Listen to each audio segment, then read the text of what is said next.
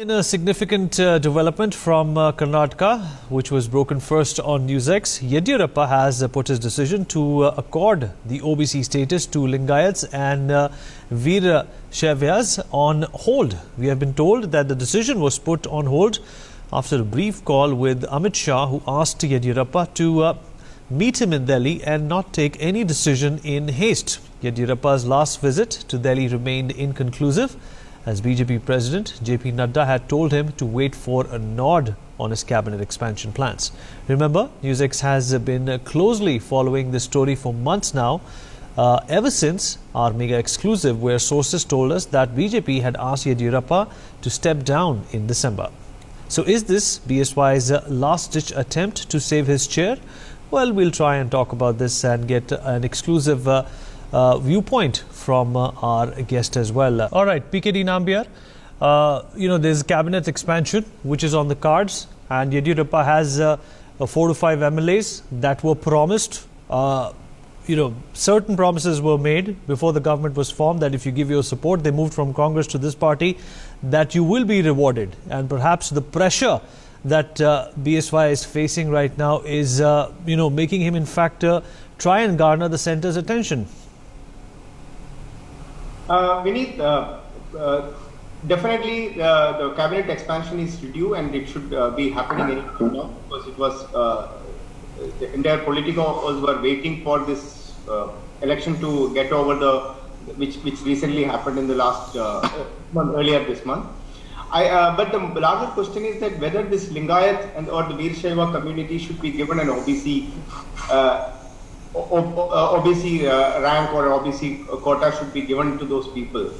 I believe that will be a very, very path-breaking decision with regard to the Karnataka politics and the socio-religious. Every kind of an effect will be there in that particular decision if it goes through. And this is a community which amounts to be about 17% of the total population, which has got a very significant role across Karnataka. And this community has really done so much for the Karnataka as a whole from the 12th century onwards. So I believe that they truly deserve it. A large number of, I was talking to a couple of people in the afternoon when this decision about the cabinet and as well as this decision about the OBC quota for the Lingayats were happening in Karnataka, even to the very senior officials. They all said that if the Muslims can be given OBC without even looking at any sub-ranks or economic backgrounds or anything, on a complete blank, Lingayat community, why they should not be given an OBC reservation for them or OBC status for them as well. I believe this, you can definitely say that it is maybe a life-saving effort by Yediyurappa. That may not be really required to, BJP is a very well-oiled machinery, both in terms of managing its political affairs, both internal and externally. And Yediyurappa being one of the seasoned politicians, and in Karnataka he has got a huge clout, both not only in his community and, as well as amongst all the ranks of politics, whether it is even including along with his opponents. I believe this is going to be a path-breaking decision if it gets through. But yes, the Karnataka government and his cabinet can only just give a proposal that this is a call which needs to be taken at the central level. He cannot take this decision on his own, and this will cannot go through unless and until there is a support from the central government or the central party leadership. And and in BJP, as we all know, that everything happens through a consultative process. It cannot happen with one man's wish, cannot become a law or even a practice in BJP.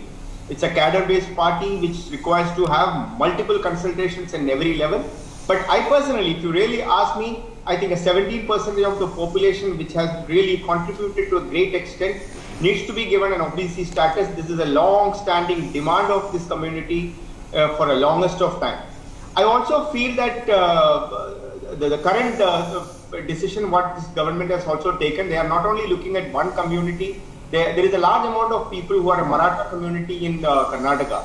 They have also, Yediyurappa government has even taken a decision to constitute a Maratha development board, which is also, so that giving some kind of development. I wanted to respond to you, Dr. Abbas.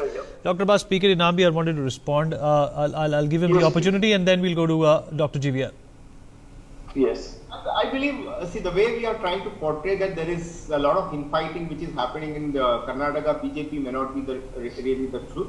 The BJP as a cadre stand really together in Karnataka, and in fact, Yediyurappa has got an absolute majority. And any decision in a party like BJP is taken through a consultative process. It is not like that one-man army or wherein one family can take a decision. And it is not even like a Congress that wherein again everybody rush to one particular house to take a decision. I believe BJP is a party which believes in consultative process, and it has got so many leaders. And believe me that there are 3 chief ministers, former chief ministers are there in Karnataka for BJP, whether it is Mr. Gowda or even Prahlad, etc., etc. So the idea is that Lingayat as a community stands together for this particular cause of OBC for the last so many years. And if they have been given such kind of thing, I think whether it is, you call it like an Yediyurappa's decision or a BJP's decision, Yediyurappa's decision will be a BJP's decision. It will be vice versa. So let's not paint that it is, the rumors, let the rumors be rumors, and Yediyurappa is going on 15th of December, that is a special occasion, and etc. is just a rumor so far in the political circle, and this is only been just created. There is nothing. Can I come in quickly? No, wait, no. I want to make a. Okay. PKD Nambiar, go ahead. Nice defense for Nambiar. I think Vineet, I don't want to get into a confrontation with a good friend Abbas. We keep meeting on this kind of a show. It's just friendly banter. I've been handling the elections. Maybe Dr. Abbas may not have even travelled 5% of what I have travelled across Karnataka from the last. Sir, I have contested elections. So don't give me all these charters. Okay. I've been an MLA election candidate. Okay. Professor GVR. Experience on the grassroots level. Professor GVR Sastry, 1 second. Dr. Abbas, you said what you wanted to say. Nobody interrupted you. Let PKD Nambiar respond, and then we'll go to Dr. GVR Sastry. PKD Nambiar, go ahead. I tell you whether the Karnataka politics, the very importance of Karnataka politics is that the importance of BJP. The importance of BJP is not limited to one particular community or one particular leader, as I said. Of course, every leader in a political party, and especially a senior leader like Yediyurappa, would have he may have the one who have been contributed immensely for the growth of the party, or maybe the one who has worked hard to create the party what it is.